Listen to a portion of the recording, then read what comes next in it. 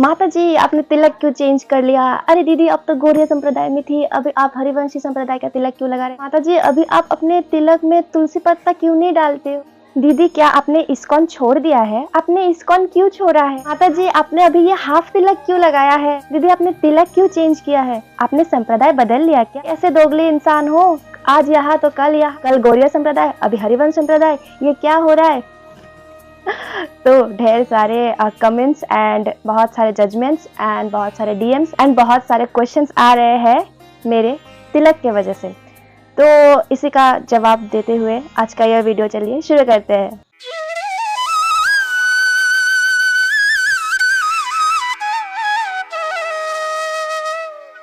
तो सबसे पहले हमने अभी जो ये तिलक धारण किया है ये हरिवंशी संप्रदाय के तिलक है और ये कोई हाफ तिलक नहीं है। तो कुछ लोग कह रहे थे कि आप हाफ तिलक क्यों लगा रहे हो, हालांकि उनको पता नहीं है इसलिए उन्होंने कहा है हर संप्रदाय का अलग अलग तिलक होता है, तो ये हरिवंश संप्रदाय का तिलक है। तो अभी आती है इस्कॉन छोड़ने की बात। तो हम छोड़ते उस चीज़ को है जिसको हमने कभी पकड़ा था, है ना। तो हमने कभी भी इस्कॉन ज्वाइन ही नहीं किया था, तो उसको छोड़ने का कोई सवाल आता ही नहीं। तो इसलिए हम ये वीडियो बना रहे हैं ताकि बहुत सारे कन्फ्यूजन चल रहे हैं आपके दिमाग में हमारे तिलक को लेके। बहुत सारे रोज मुझे बहुत सारे डीएम्स आते हैं कि तिलक तिलक तिलक क्यों चेंज किया, क्या बात है, क्या हुआ, इस्कॉन क्यों छोड़ा। तो इसीलिए मैं सब कुछ क्लियर करने के लिए आज ये वीडियो बना रही हूँ। तो इस्कॉन मैंने कभी ज्वाइन नहीं किया था और ना ही मैं इस्कॉन से दीक्षित हूँ, तो इसलिए छोड़ने की कोई बात है ही नहीं। इस्कॉन जाना ही इस्कॉन ज्वाइन करना है तो ये नहीं है, क्योंकि हम हर मंदिर में जाते हैं जहाँ भी हमारे राधा श्याम सुंदर है। और सिर्फ राधा श्याम सुंदर ही नहीं, हमारे पिताश्री महादेव, माता काली, दुर्गा, हम सनातनी हैं, ठीक है, हम सनातनी हैं, हम हर मंदिर में जाते हैं। वो बात अलग है कि हम सबका आराध्य जो है इष्ट देवता, देवी या देवता, वो अलग अलग है, लेकिन है तो हम सनातनी ही है ना। तो अभी सवाल आता है कि मैं अगर इस्कॉन से दीक्षित नहीं हूँ या फिर ज्वाइन नहीं किया तो मैं इस्कॉन तिलक क्यों लगाती थी। ये वाला जो तिलक जो मैं पहले लगाती थी तो ये क्यों लगाती थी। तो पहली बात, ये जो तिलक है ये गौड़िया संप्रदाय का तिलक है। ये इस्कॉन का, सिर्फ इस्कॉन का ही नहीं, गौड़िया संप्रदाय का जितने भी संस्था है, हर संस्था के जितने भी वैष्णव लोग हैं सभी यही तिलक धारण करते हैं। वो बात अलग है कि गौड़िया संप्रदाय के अलग अलग परिवार के थोड़ा सा जो ये पत्ता होता है, किसी का बांस पत्ता होता है, किसी का तुलसी पत्ता होता है, किसी का अश्वत्थ पेड़ का पत्ता होता है, तो अलग अलग परिवार के मुताबिक वो अलग अलग पत्ता वो धारण करते हैं, तो वो अलग है। अभी अगला सवाल ये आता है कि मैं फिर गौड़िया संप्रदाय का तिलक मैं क्यों धारण करती थी और अभी क्यों नहीं करती हूँ। दोनों ही सवाल है, तो दोनों का जवाब यह है कि मैं क्यों धारण करती थी। इसका आंसर है कि मैं जहाँ पे रहती हूँ, जहाँ रहती हूँ, मैं आसाम में रहती हूँ, यहाँ स्पेशली गौड़िया संप्रदाय ही ज़्यादा यहाँ पे है। बाकी कोई संप्रदाय वैसे इतना नहीं है, मैंने आज तक नहीं सुना या फिर नहीं देखा। जितना भी देखा है हर जगह पे गौड़िया संप्रदाय देखा है, और हमारे यहाँ भी जितने भी मंदिर है सभी गौड़िया संप्रदाय के हैं, और मेरे खुद के माता पिता वो भी गौड़िया संप्रदाय से ही दीक्षित है। तो पहली बात कि मुझे बाकी संप्रदायों के बारे में इतना कुछ पता ही नहीं था स्टार्टिंग में, क्योंकि स्टार्टिंग में हम सबको, मतलब किसी को भी इतना कुछ पता नहीं होता है, क्योंकि हमको तो कोई स्कूल कॉलेज में ये सब सिखाया नहीं जाता है। हम धीरे धीरे जब आगे बढ़ते तब धीरे धीरे करके हमको पता चलता है। तो तब मुझे संप्रदाय का इतना नॉलेज था नहीं, और सभी लोग वही तिलक लगाते थे, तो मैंने वही देखा, वही सीखा और वही तिलक धारण किया। यही सब कारण है कि मैं पहले गौड़िया संप्रदाय का तिलक जो है वो धारण करती थी, लेकिन मैंने दीक्षा नहीं लिया है। तो इसीलिए बहुत लोग ये भी कह रहे हैं कि आपने गुरु का त्याग कर दिया, संप्रदाय का त्याग कर दिया। और गुरु त्याग कर देना क्या है, गुरुद्रोह है, इससे भक्ति कम हो जाती है, भक्ति बढ़ती नहीं है। तो जानकारी के लिए मैं ये कह दूं कि मैंने गुरु त्याग किया ही नहीं, क्योंकि मैंने कभी गुरु बनाया ही नहीं दिल से या फिर दीक्षा रूप से, मतलब मैंने दीक्षा लिया ही नहीं। तो मैंने दीक्षा ही नहीं लिया है तो मैं गुरु त्याग कैसे किया, मतलब करना कैसे हुआ, है ना। तो मैं अभी हरिवंशी कैसे बन गया, मतलब हरिवंशी तिलक जो है ये धारण मैंने क्यों किया, क्या रीज़न है, मैं हरिवंशी संप्रदाय में क्यों आ गई। मेरा जो भाव है वो ज़्यादा राधा रानी के प्रति है, और आप लोग अगर मुझे ज़्यादा फॉलो करते हो तो आप लोग को पता होगा कि मैं जब गौड़िया संप्रदाय का तिलक भी धारण करती थी ना, तब भी मैं राधा राधा ही ज़्यादा करती थी, और अब भी राधा राधा ही करती हूँ, और हमेशा ही राधा राधा ही करूँगी, क्योंकि मैं श्रीमती राधा रानी को ही अपना इष्ट, अपना आराध्य मानती हूँ। और ये ऐसा नहीं कह सकती कि मैं मानती हूँ, नहीं, जो स्वामिनी जी मतलब श्री राधा रानी को अपना इष्ट मानना, आराध्य मानना, ये बहुत रेयरेस्ट बात है। क्योंकि अभी हमने जितना सीखा है अभी तक, तो उससे हम ये बताना चाहते हैं आपको कि जो शिव जी के भक्त होते हैं, तो उनको शिव जी कृपा करके हरि भक्ति, कृष्ण भक्ति, विष्णु जी का भक्ति जो है वो शिव जी प्रदान करते हैं अपने भक्त को। तो ऐसा बहुत सारे आप लोगों में से भी बहुत सारे होंगे जो पहले शिव जी के भक्त थे और अभी शिव जी की कृपा से ही वो कृष्ण भक्ति या विष्णु या हरि उनका भक्ति कर रहे हैं।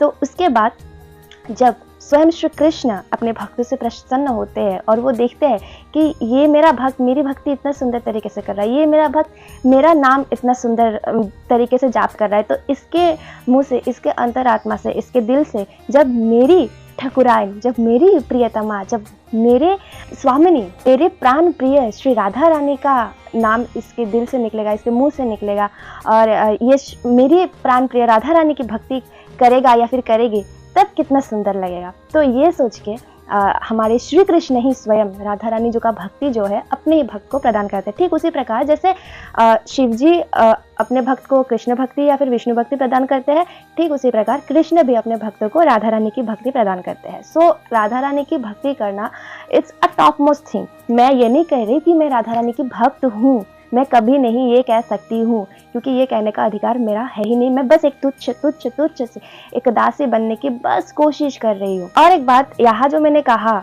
तो इसका मतलब ये नहीं कि मैं शिव जी और कृष्ण और राधा रानी इन सब में मैं कंपेयर कर रही हूँ, नहीं। आप लोगों में से बहुत लोग ऐसे भी होते हैं जो चीज़ों को निगेटिवली सोच लेते हैं, तो मत सोचिए, चीज़ों को पॉजिटिवली लेना सीखिए।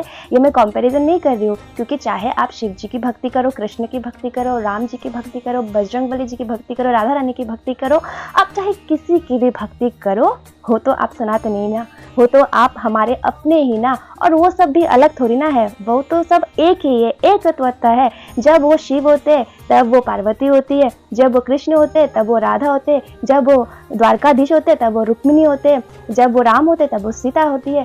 तो ऐसा ही है, सब एक ही है, बस रूप और नाम अलग अलग है। तो अभी मैं बताती हूँ कि मैंने हरिवंशी संप्रदाय क्यों ज्वाइन किया है, या फिर मैंने ये तिलक जो है ये चेंज क्यों किया है। तो आप लोगों में से बहुत लोगों को लग सकता है और लग भी रहा है कि मैंने सडनली चेंज कर दिया, लेकिन हर एक चीज़, कोई भी चीज़ हो, वो सडनली नहीं होता है, बहुत टाइम लगता है उस चीज़ को। तो मुझे भी टाइम लगा, ऑफ कोर्स। मैं 1 से 1.5 साल ये हो चुका है, मैं तब से राधा नाम जाप कर रही हूँ। तो यहाँ मैं ये भी नहीं कहूँगी कि आप हरे कृष्ण महामंत्र जाप मत करो, राधा नाम जाप करो। आपके लिए जो सुटेबल लगता है आपको, आप वो मंत्र जाप करिए। अगर आप दीक्षित नहीं हो तो, और अगर आप दीक्षित हो तो ऑफकोर्स आपके गुरु जी ने आपको जो मंत्र दिया है वही आप जाप करो। तो मेरे साथ 1-1.5 साल पहले एक इंसिडेंट हुआ था। एक्चुअली एक लीला हुई थी, और उस लीला के बाद मेरी पूरी ज़िंदगी चेंज हो गई। माफ़ी चाहूँगी, मैं वो लीला आप सबके साथ शेयर नहीं कर सकती, क्योंकि वो बहुत ज़्यादा पर्सनल है और इतनी पर्सनल बातें पब्लिकली ऐसे मैं नहीं कह सकती। बस आप इतना समझ लीजिए कि उस लीला के बाद मैं राधा रानी के लिए पागल हो गई थी। पहले मैं राधा या फिर राधा रानी के बारे में इतना जानना तो दूर, मैंने कभी जानने की प्रयास भी नहीं करी, क्योंकि मैं बस कृष्ण कृष्ण कृष्ण कृष्ण हमेशा कृष्ण कृष्ण करती थी। एंड मतलब कृष्ण के लिए ही पागल थी। मेरा सारा प्रेम कुछ भी हो वो बस कृष्ण के लिए ही था। और सच बता रही हूँ, जब मंदिर भी जाती थी तब कृष्ण के साथ जब किशोरी जो हमारी राधा रानी जो वो देखती थी, तो बस देखने के लिए देखती थी, प्रणाम करती थी बस। लेकिन मेरा पूरा जो सेंटर ऑफ अट्रैक्शन जो सब कुछ था वो श्री कृष्ण ही थे उस टाइम पे। मतलब मैं बस कृष्ण कृष्ण कृष्ण कृष्ण करती थी। उसके बाद जो इंसिडेंट हुआ, उसके बाद से राधा राधा राधा राधा राधा राधा चालू हो गया। एंड उस टाइम तो 1.5 साल हो गया मैं राधा नाम ही जाप कर रही हूँ। और ये कह सकते हो, ये आप समझ लो कि राधा रानी ने इस तुच्छ को, इस अधम को बस अपना लिया। क्योंकि किशोरी जो हमारी ऐसी है कि कुछ भी मतलब वो गुण नहीं देखती, कोई पापी है, अधम है, तुच्छ है, ये सब कुछ नहीं देखती, बस ऐसे ही कृपा कर देती है, इतनी कृपालु है। तो मुझ अधम पर भी, मैं इतनी तुच्छ हूँ, इतनी पापी हूँ, इतने अधम, इस पर किशोरी जी ने कृपा कर दिया। तो मेरा जो भाव है तब से किशोरी जी के प्रति ज़्यादा हो गया। और वैसे भाव को तोलना नहीं चाहिए, ये नहीं कहूँगी कि कृष्ण के प्रति कम हो गया, राधा रानी के प्रति ज़्यादा हो गया, इसीलिए मैंने हरिवंश संप्रदाय ज्वाइन किया। नहीं, ये नहीं है। राधा और कृष्ण तो एक ही है, दो हम उनको कह ही नहीं सकते, क्योंकि वो दो है ही नहीं। तो मेरा जो भाव है वो कुछ इस प्रकार की है कि मैं कृष्ण को सबसे पहले अपना सखा मानती हूँ, फिर अपना प्रेमी मानती हूँ, और फिर अपना स्वामी मानती हूँ। और मेरी आराध्या है श्री राधा रानी, मेरी इष्ट श्री राधा रानी जो है वो मेरी स्वामिनी जो है। तो ये मेरा भाव है। तो इस भाव के साथ ना कोई भी संप्रदाय या फिर कोई भी गुरु हो, मुझे नहीं मिल रहे थे। मुझे मेरे भाव के लिए बहुत नकारा भी गया है। मैं नाम नहीं लेना चाहती हूँ, लेकिन मैं बहुत रोई भी हूँ और मुझे बहुत गलत भी बोला गया है बहुत बार, क्योंकि मैं श्री कृष्ण से प्रेम करती हूँ और उनका मानना ये है कि हम श्री कृष्ण से प्रेम नहीं कर सकते क्योंकि हम तुच्छ हैं, हम अधम हैं और हम कली युग में हैं। इसलिए तो देखिए, हम चाहे किसी युग, मेरा मानना यह है कि हम चाहे किसी युग में हो, कैसे भी हो, प्रेम करते हैं तो करते हैं, अब क्या करें। और सबसे बड़ी बात, प्रेम कभी किया ही नहीं जाता है, प्रेम जो है ना वो हो जाता है। यही बात लोग समझते नहीं है। अगर अभी मैं किसी को आपके सामने खड़ा कर दूं और आपको कहूँ कि आप इनसे प्रेम करो, तो क्या आप कर सकते हो? पॉसिबल ही नहीं है ना, क्योंकि प्रेम जो है ना, ये एक भाव है, ये अपने आप आता है, किशोरी जी की कृपा से आता है। तो ये कोई जानबूझ के नहीं कर सकता। और मैं बचपन से, उस समय से श्री कृष्ण से प्रेम करती आई हूँ, जब मुझे प्रेम का मतलब ही नहीं पता, मुझे ये भी नहीं पता कि प्रेम है क्या, होता क्या है। तब से श्री कृष्ण से मैं प्रेम करती आई हूँ और अभी जाके मुझे पता चला, अच्छा ये प्रेम ही था। तो इसीलिए मुझे बहुत नकारा भी गया है, बहुत कुछ वैसा हुआ है। मैं हमेशा से यही चाहती थी कि मेरा जैसा भाव है मुझे वैसे ही गुरु मिले। इसका रीज़न ये है कि अभी देखिए, अगर मैंने ऐसे गुरु से मैंने दीक्षा ले लिया जो मुझे कहते हैं कि आप कलयुग में हो या फिर आप श्री कृष्ण को सिर्फ अपने मतलब कि भगवान के रूप में देखो और खुद को उनका दासी के रूप में मानो, आप उनको प्रेमी के रूप में नहीं देख सकते हो क्योंकि आप कलयुग में हो, या फिर कोई भी ब्ला ब्ला कोई भी रीज़न दे। और मतलब ऐसा तो वो तो मेरे से होगा नहीं, क्योंकि मैं उनको ऑलरेडी अपना प्रेमी मानती हूँ, मैं उनसे प्रेम करती हूँ। तो हाँ, ये नहीं कह रही कि मैं उनकी दासी नहीं हूँ, ये बिल्कुल नहीं कह रही, क्योंकि जो प्रेम भाव है ना, उसी में जो प्रेम भाव है उसी में दासत्य, वात्सल्य, सख्य, शांत, बाकी के भाव आ जाते हैं। एक प्रेम में ही सारे भाव आ जाते हैं। तो ऑफ कोर्स मैं उनकी दासी भी हूँ, लेकिन मैं उनकी प्रेमी भी हूँ। तो मैंने बहुत सोचा कि ऐसा तो गुरु जी की जो आदेश है उसका अवज्ञा करना होगा, जो कि अपराध होगा। तो मैं ऐसे गुरु से कैसे दीक्षा ले सकती हूँ जिनका भाव मुझसे अलग है। तो इसीलिए मैं रुक गई। अभी तक मैं दीक्षा लेने के बारे में मैंने सोचा नहीं था। बस एक ही, कोई अगर पूछता था तो मैं एक ही बात बोलती थी, किशोरी जी को पता है, मेरी किशोरी जी को पता है, वो मुझे जहाँ ले जाएंगी मैं वहीं पर जाऊंगी। और सच कह रही हूँ, दिल से कभी किसी को मतलब गुरु मानना, वो भाव मेरे अंदर कभी आया नहीं था। लेकिन फिर हमारे जो केली कुंज वाले गुरुजी महाराज है हमारे, उनका नाम नहीं लेते क्योंकि हमारे संप्रदाय में हम नाम नहीं लेते हैं गुरु महाराज जी के, तो इसलिए मैंने केली कुंज वाले गुरु महाराज जी बोला। तो इनका मैंने सत्संग सुना बहुत।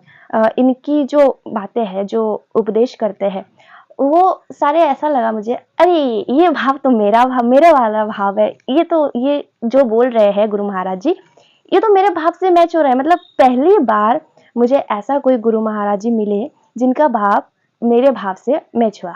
और उसके बाद भी मैंने नहीं सोचा कि मुझे मतलब हरिवंश संप्रदाय में ही जाना था, मैंने उतना नहीं सोचा।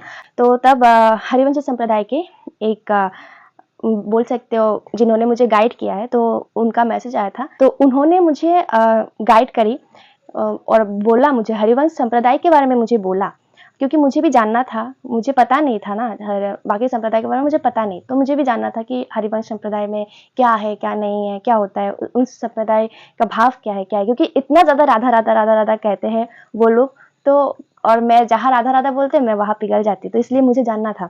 तो उन्होंने मुझे गाइड करी और मुझे बोला हरिवंश संप्रदाय के बारे में, सब कुछ बोला। और उनकी बातें सुनकर, जो उन्होंने मुझे बोला सुनकर, मुझे मेरे आंसू निकल गया और मुझे ऐसा लगा कि यही तो मैं हूँ। मतलब ये जो बोल रहे हैं इनके संप्रदाय के बारे में, ये तो मैं हूँ। मैं अनजाने में ही इनके संप्रदाय का सब कुछ मैं पहले से ही फॉलो करती आई हूँ, जो उन्होंने कहा। तो मैं थोड़ा सा शॉक भी हुई थी कि मुझे पता ही नहीं था इनके संप्रदाय के बारे में, और मैं पहले से इनको फॉलो कर, मतलब मैं खुद से फॉलो कर रही हूँ, मुझे किसी ने कभी बोला नहीं था, जैसे कि राधा नाम जाप करना एंड बहुत सारी चीज़ें। इनके संप्रदाय का 100% जो कुछ है वो सब कुछ मेरे साथ मैच्ड, मतलब 100% मैच्ड। तो इसलिए मैंने सोचा कि नहीं, ये ही अभी समय है। मैंने हमेशा से सोचा कि मुझे वही गुरु चाहिए, वही गुरु जी से मैं दीक्षा लूँगी, वही गुरु जी, वही संप्रदाय को मैं फॉलो करूँगी जो मेरे साथ, जिनका मेरा भाव जो है वो मैच हो जाए। और यहाँ पे मेरा भाव मैच हो गया, मतलब किशोरी जी ने मुझे अभी आश्रय प्रदान कर ही दिया। जो लड़की इतने दिन भटक रही थी, और लोगों से ठोकर खा रही थी, लोग नकार रहे थे जिसको कि ये मत करो, वो मत करो, श्री कृष्ण से प्रेम मत करो, कलयुग की हो तुम, द्वापर युग की थोड़ी ना हो, तुम ब्रिजवासी नहीं हो। जिसके मन में राधा कृष्ण बसते हैं, जिसके मन में वृंदावन धाम बसता है, वो ब्रिजवासी ही है। सिर्फ ब्रिज में जन्म लेने से कोई ब्रिजवासी नहीं बन जाता। तो इसीलिए फिर मैंने उन्हीं से पूछा कि आप बताइए कि मैं कैसे हरिवंशी संप्रदाय से गुरुजी से, केलीकुंज वाले गुरुजी से मैं कैसे दीक्षा प्राप्त कर सकती हूँ। हालांकि उनसे दीक्षा प्राप्त करना बहुत मुश्किल है। तो उन्होंने मुझे कहा कि पहले रूल्स जो होते हैं वो फॉलो करना होता है, क्योंकि हमें जिस भी संप्रदाय में जाना होता है उसका रूल्स हमें पहले से ही फॉलो करना होता है। तो उसके लिए आपको राधा नाम का जाप करना है। तो मैंने बोला मैं तो पहले से ही करती हूँ राधा नाम का जाप। तो उन्होंने कहा असीम कृपा है। फिर उन्होंने मुझे श्रीहित 84 के बारे में बोला कि श्रीहित 84 का गायन करना है रोज। तो वो अभी मैं करती हूँ। और फिर उन्होंने कहा कि जो तिलक है वो हरिवंशी संप्रदाय का तिलक ही आप धारण करिए, क्योंकि आप अगर वहीं पे दीक्षा लेने वाली हो, आपने डिसाइड कर लिया है, अपने गुरुजी भी चुन लिया है, तो आप वही उसी संप्रदाय का तिलक ही आप धारण करो। तो इसीलिए मैंने इसी संप्रदाय, जिस संप्रदाय से मुझे दीक्षा लेनी है, जिनको मैंने अपने मन से गुरु मान लिया है, तो उनके संप्रदाय को ही तो मुझे जाना पड़ेगा, उनके संप्रदाय को ही तो मुझे ज्वाइन करना है ना। तो इसलिए मैंने उनके हरिवंशी संप्रदाय का ही ये तिलक मैंने धारण किया है। तो इसमें तुलसी पत्र इसलिए नहीं है क्योंकि गौड़िया संप्रदाय में तुलसी महारानी को दासी के रूप में माना जाता है, इसीलिए श्री कृष्ण के चरण में दिया जाता है। लेकिन हरिवंशी संप्रदाय में तुलसी महारानी को सहचरी मतलब सखी रूप में, और सखिया चरणों में नहीं होती है, हृदय में होती है। तो इसीलिए जो हरिवंशी संप्रदाय में तुलसी नहीं दिया जाता है। पर ये जो अंदर अभी पसीने की वजह से दिखाई नहीं दे रहा, देखिए ये एक डॉट है, ये किशोरी जू माना जाता है। ये श्री कृष्ण के चरण है, यू शेप। ये हर संप्रदाय में यही होता है, श्री कृष्ण के चरण होते हैं। और जो ये डॉट है ये श्री राधा रानी श्री स्वामिनी जू माना गया है। तो स्वयं स्वामिनी जू विराजमान है हमारे मस्तक में। और क्या चाहिए हमको। तो अभी इतना तक आ गई हूँ, बाकी भी मेरी किशोरी जू ही देखेंगी। मेरा एक ही बात है, मेरी किशोरी जू को पता है वो मुझे जहाँ ले जाएंगी मैं वहीं पे जाऊंगी। तो इधर तक लेके आई तो वहां तक भी लेके जरूर जाएंगी। तो बाकी किशोरी जी को पता है। और दीक्षा की बात अगर करें कि आप लोग पूछ रहे हो कि हरिवंश संप्रदाय में दीक्षा ले ली है क्या, दीक्षा तो अभी तक हुआ नहीं है, लिया नहीं है, क्योंकि मैं अभी तक वृंदावन गई नहीं हूँ। इसी साल अगर किशोरी जी बुला ले तो शायद जाओ और गुरुजी से मिलूं। और एक ही बार में तो दीक्षा गुरुजी देते नहीं है, पर मैं बार बार तो जा भी नहीं सकती हूँ, मेरे लिए बहुत मुश्किल है। तो अभी वो भी किशोरी जी को पता है, वो कोई लीला करे तो हो जाएगा बिल्कुल। और मैंने दिल से उनको ही गुरु माना है, क्योंकि उनके प्रति ही जो गुरु भाव है वो सिर्फ और सिर्फ उनके प्रति ही आया है मुझे।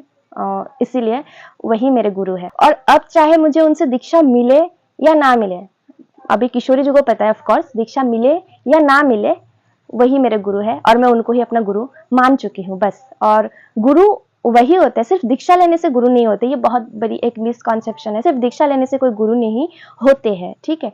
और दीक्षा लेने से कोई शिष्य भी नहीं बन जाता। असली शिष्य और असली गुरु का मर्यादा वही होता है कि गुरु जी जो जो बोलते हैं, उनका उपदेश, उनका वाणी, वो शिष्य को एक एक बात शिष्य को मान के चलना होता है, तभी वो असली रूप में वो दीक्षा हो जाता है उनका। तो गुरु जी की उपदेश, गुरु जी की बातें मानना ही असली दीक्षा होती है। एंड आप सभी से ये मेरी अनुरोध है कि आप सभी प्रार्थना करें किशोरी जी से कि हम जल्द से जल्द वृंदावन जा पाए वहाँ पे। वैसे तन से नहीं है वहाँ, मन से हमेशा है, तो तन से भी जा पाए और वहाँ मेरी किशोरी जी और मेरे गुरु जी के शरण में उनका दर्शन कर पाए। बहुत बड़ी इच्छा है मेरी, बहुत बड़ी क्या बोलो, जिंदगी सफल हो जाएगी जीवन मेरी।